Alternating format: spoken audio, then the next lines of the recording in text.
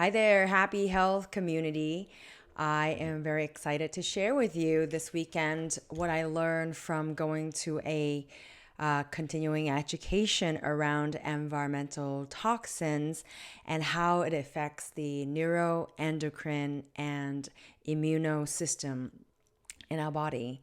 And so, without further ado, I want to kind of just spend the next 5 to 10 minutes and go over some of the key topics that are going to be super important for you and your health, and what are the things that you want to pay attention to. What are the environmental toxins that you should pay attention to? Where can you get resources to learn more about it? And what kind of testings you can get out there? And also, what are some first line approaches that you can start protecting yourself and taking care of yourself. So, without further ado, I think a great place to look at the top 11 common chemical exposure is from a EWG list, the Environmental Work Group list. It's also from this Test Cyrix lab that actually tests for the antibodies for these top 11 most common exposed environmental toxins. So I'm going to go over some of the list. Some of them, they're not very intuitive in terms of you probably don't hear about them often as names that you hear, household names. You might hear mold rather than aflatoxin. But when I actually talk about what are the different day-to-day objects or environment that you're in that might get you exposed to it, you feel like, oh, okay, these are always around me. So number one is aflatoxin. So that's actually found in grains, in dairy, in dried fruits. So that's a very common issue. So it has to do with how much you store things. You ideally don't want to store any of your grains or your legumes in for a long time or in too hot or too cold environment. You want to keep most of these in cool environments. Formaldehyde, number two, that's found in adhesives, drinking water, shampoo, and mouthwash. So as you said, that's very common. And the thing is, a lot of these ingredients, especially like household detergents, washing machine cleaners, or dishwashing detergent, a lot of them are not required to display all of their ingredients. So as a result, you might not actually be exposed to this information. The next one is isocyanate, number three, and that's actually very common in upholstery insulation. So whenever you go to conferences that actually have a full wall-to-wall carpeting, stay in a hotel that has that clear smell of a carpet, when you have a new car that has that new smell to it, you're being exposed to isocyanate. Trimethyltic or phthalic anhydride. I'm going to be posting the list after this. So these are found in PVC fibers, PVC pipes, fiberglass, insect repellents. Another one, the fifth one, is benzene. So benzene's actually very common in cigarette smokes, in glues, anything that causes adhesives, any burning gasoline. So you'll find a lot of benzene actually in environments with a lot. If you're like right next to the highway, you're right next to a busy city street, you can be reacting to benzene. And also, turns out if people who have antibodies reacting to benzene, you could actually have lower white blood cell counts. Others. So number 7 is tetrabrom bisphenol A. So that's actually really common in fire retardant. That's actually the number one I learned about is in California, all of the children's pajamas and also beddings, mattresses are actually required by law in California to have flame retardants added to it. So unless if you actively opt out by getting organic cotton or getting it from a different source, or actually if you just look at the words rather than using pajamas, you use lounge wear, then you actually can avoid this step. Tetrachloroethylene, which is very common in dry cleaning. That's why it's so important that if you have suits or you have clothing that you use to send them to a green dry cleaning place. And you can probably go to EGW Environmental Work Group, which is a great resource for you to look for any of, even from what I talked about, mouthwash, shampoos, laundry detergent, dry cleaning, requirements, to find, resources that make sure that you pick ones without, they're good alternatives. Number 9 is parabens. So that one you probably start to see a lot more hype around cosmetics that says paraben free. So that's very common in cosmetics and also shampoos. Number 10 is mercury. So mercury is very, it's in many things. In this case, it's methyl mercury. And so it's through actually amalgams, medical implants, soil contaminants. That's a huge one, actually. A lot of food are getting contaminated from just the soil. And lastly, the number 11 is heavy metal. So for metal products, medical implants, you would get from, knee replacements, and also soil contaminants. For example, the number 1 contaminant in the most popular food, apple, has a lot of arsenic in the seeds. So you want to actively just not actually just grind, you don't want to eat the seeds. And rice, even if it's organic, they still find a lot of high levels of arsenic that is now, enough for them to report in their, in the advertisement. So it's important for you to become aware, even though things are organic, they might not actually have safe amount of exposures. Another interesting one I realized is the composite that you put on teeth in replacement for amalgams actually have BPA in it.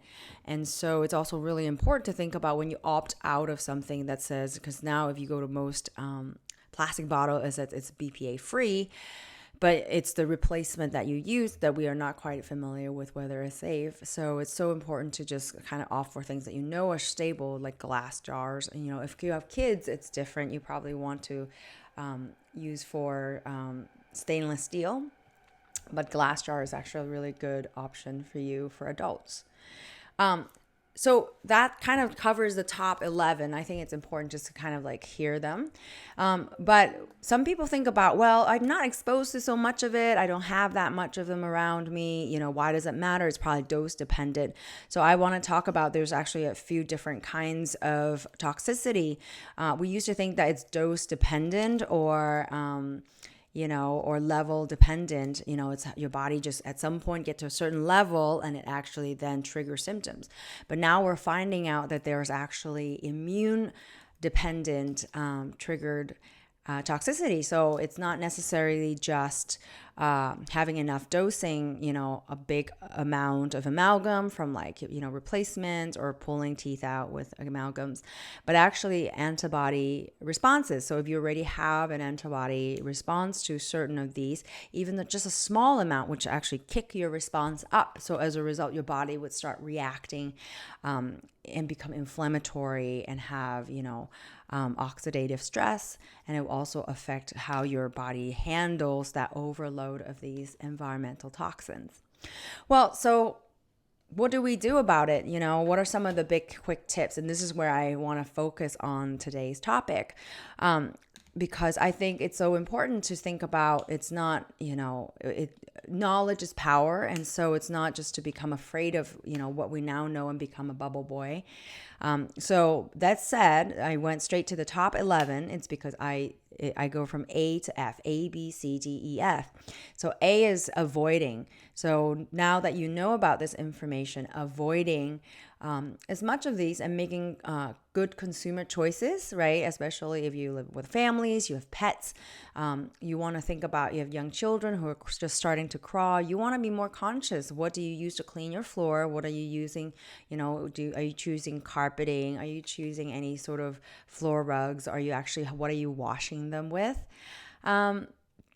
And you also want to think about, for example, my children, after a certain point in their age at 5 or 6, the molars come in and they're offered this typical treatment, which is just layering all their molars with composite. And so I think that that's a very important conversation you have with yourself and your family, whether it's valuable for you to have good diet, have a healthy, high mineral, high, dense phytonutrients, lots of greens kind of diet, and allows for good chewing, and good oral hygiene with good probiotic, access for the mouth, so that you don't need to worry about molar cavities by actually protecting it with this whole other layer of foreign material. So number one is avoid. Number two is actually barriers. So we think about, what happens when you actually expose? It's not always just what we expose ourselves to, but it's also how well is our system sealed. The first line of reaction, or the first receiving compartment, is actually our gut. So having a very good gut barrier, good gut integrity is so important.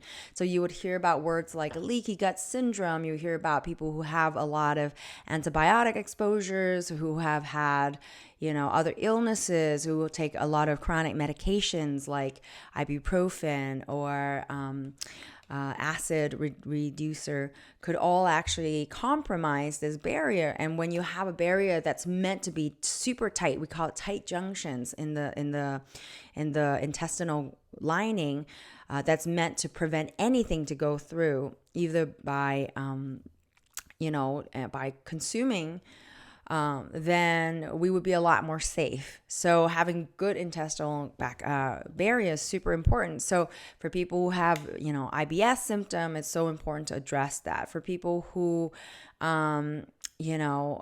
who travels a lot, or who might be exposed to a lot of maybe foreign infections, being able to have good quality, healthy probiotic foods, fermented foods, having food with good prebiotics so that you're actually nurturing very good gut floras. And most importantly, there are certain minerals like zinc that are super good for healing your gut, glutamine, deglycerinated licorice. All of these things are actually really wonderful for actually healing your gut. Omega-3 fatty acid, vitamin A, vitamin D, those are magnesium. Those are super good for healing your gut. Same goes for your lungs, and same goes for your brain. Having important barriers, actually also tight barriers, also protect you from actually any of these toxic exposures. So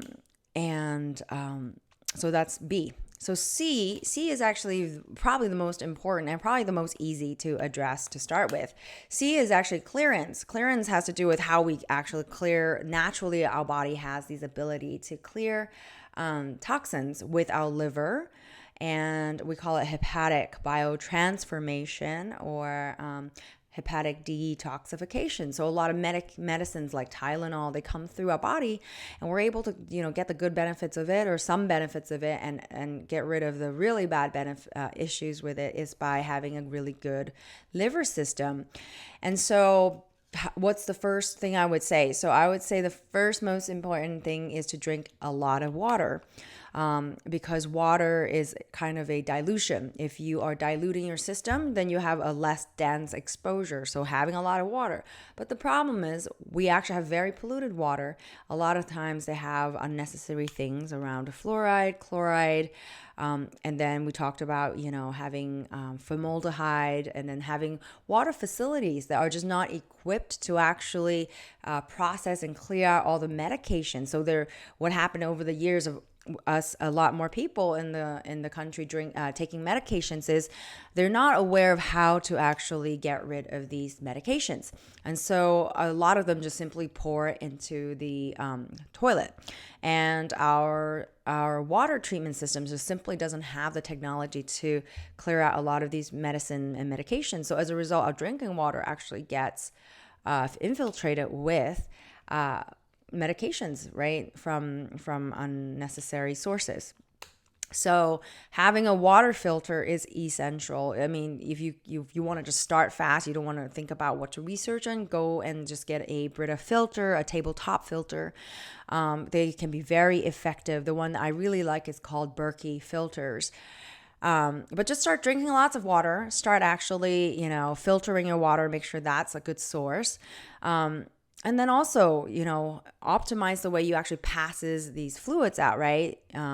Having a lot of sweating, allowing your body to actually have a place to sweat out some of these toxins would be very helpful.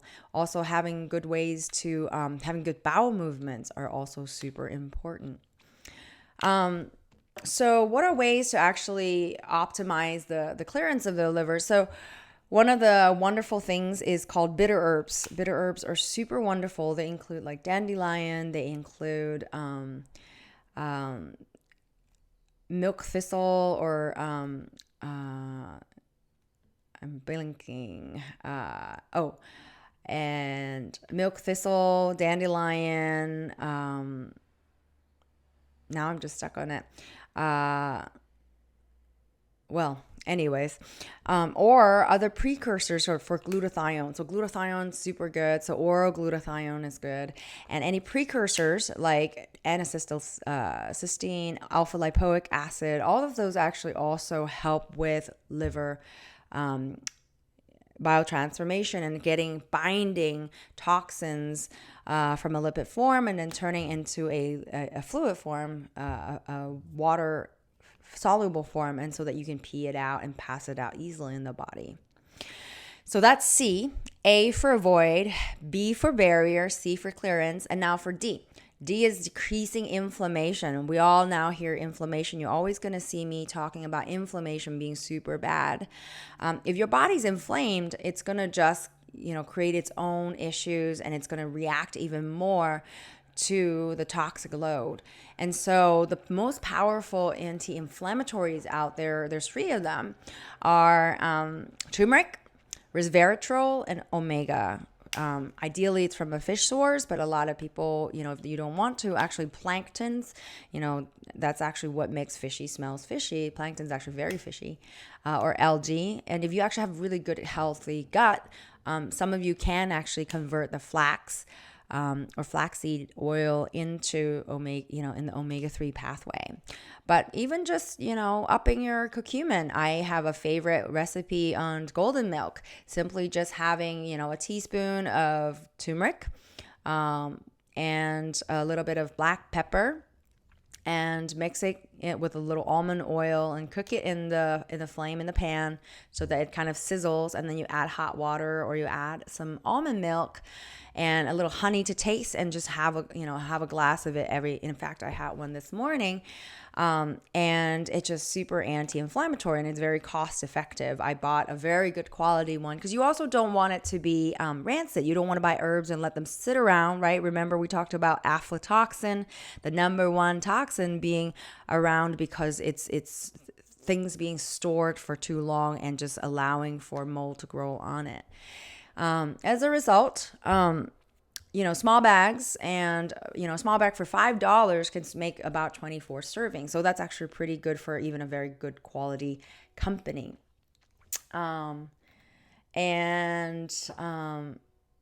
E is having increased expression of the nitric oxides isomers. So what does that mean? So nitric oxide, you would have heard about it probably in the form of how it builds more vascularity, more, thicker vessels, more highways that brings blood flow and oxygen to organs and locations. That one I love a lot because there's just so much yummy food that actually can build up the nitric oxide system. So arugula, watercress, beets, reishi mushroom, which is my favorite again, and exercising. And of course, exercising is easy and great. So you will benefit lots from doing that. And the final one is F. So F is just optimizing fighter cells, being able to get these immune cells in your body to just fight more efficiently. And that would definitely be, using glutathione, which is a key part for also liver biotransformation. But an oral glutathione, is super good. And you can start by, 125 milligrams of it, and vitamin D, and actually having opioids. But of course, opioids can be increased just simply by actually having joy, laughter, endorphins, good sex, just happiness. So that those three clues, right? The glutathione, the vitamin D, and the laughter and the joy all can actually increase your T regulatory cells, which is a part of your immune cells, to fight more efficiently, so that you're not to fight it, but it's actually to actually regulate the fighting, so it just doesn't fight just randomly. It actually is going to do appropriate responses. So there goes the A, B, C, D, E, F. And the last part, what else would I add to it? So that's pretty much it.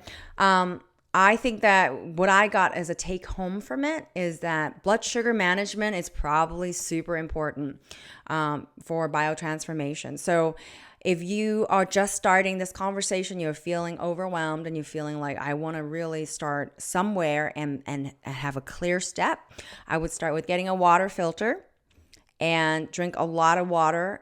The way to think about it is how many pounds you are, divided by half, and change that into ounces. So if you are 160 pounds, you're going to drink half of that, so 80. So 80 in ounces. So that's about 8 ounces. So that's 10 cups of 8-ounce water a day. Being able to improve your liver's ability to move things through, right? By sweating more. Infrared sauna is great. Sweating more, exercising, getting your lymphatics moving. So that kind of movement is super good. Having good bowel movements, that would be super good. Get familiar with EWG website, which is Environmental Work Group, because they have such a detailed information about what kind of laundry detergent, what kind of face soap, what kind of sunscreen that you would recommend, be recommended to use.